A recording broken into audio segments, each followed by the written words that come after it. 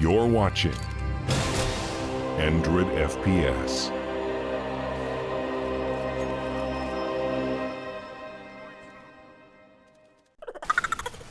Hey guys, Android FPS here.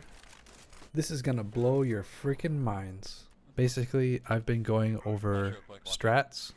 I've been looking at teams. I've been trying to find out why certain pros teams are successful while others are not. I've analyzed everything up and down, and I think I found it out. In order to be a successful CSGO team, you have to have at least one fat guy. All the teams that are successful, all the pro teams have at least one fat guy. I mean, look at NIP, fat guy. Hellraisers, fat guy. Cloud9, fat guy. iBuyPower, they threw away all hope of winning when they got rid of their fat guy. Fnatic, well, two fat guys. Navi, fat guy. And I know you fellow Americans are saying he's not fat. He's normal for an American, but for a Russian, he's fat. I even saw him one time. I said, "Hey, Edward, how much do you weigh, bro?" And he said, "Zatknись, не бросай стул на меня." Virtus Pro, you might be saying, "Hey, Virtus Pro, they won a major. They don't have a fat guy."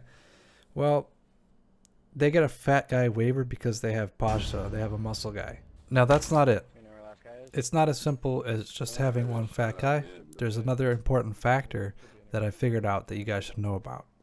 Now, this thing is what I call the GHR, or the great hair ratio. Now, follow me here.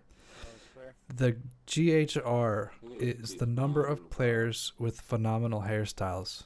And basically, the GHR should be as close to 1 as possible. So normal hair gets 0, great hair gives you 1, and crappy hair is -1. Okay? Now, for example, look at Ninjas in Pajamas. Forrest, messy, crappy hair, doesn't care. Get Right, normal hair.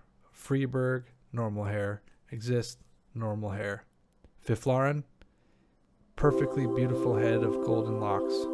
So that actually equals out to 0. Forrest and Fiflaren balance each other out. They won Cologne, right? Is what you might say. Yes, but look what happened.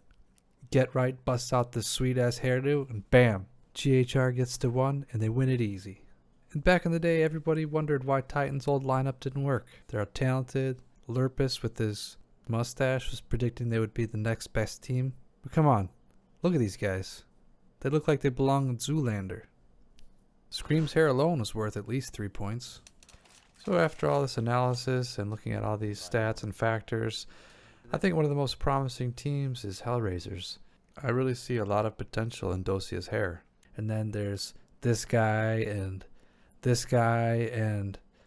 not the real Adren. Even casting teams encompass these principles. You have Semler, who's just kind of normal looking. You have Anders, who's both fat and has great hair. Now, if by chance one of these amazing, talented, overweight professionals happen to be watching my video, I would say don't be offended.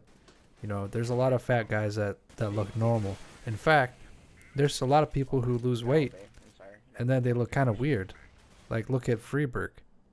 So I'm sure by now, guys, you've been convinced that what I'm saying is true.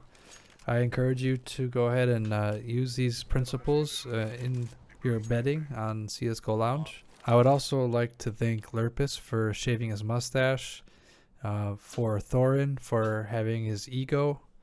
I'd also like to thank Sir Scoots for making me not feel old and still able to play Counter-Strike.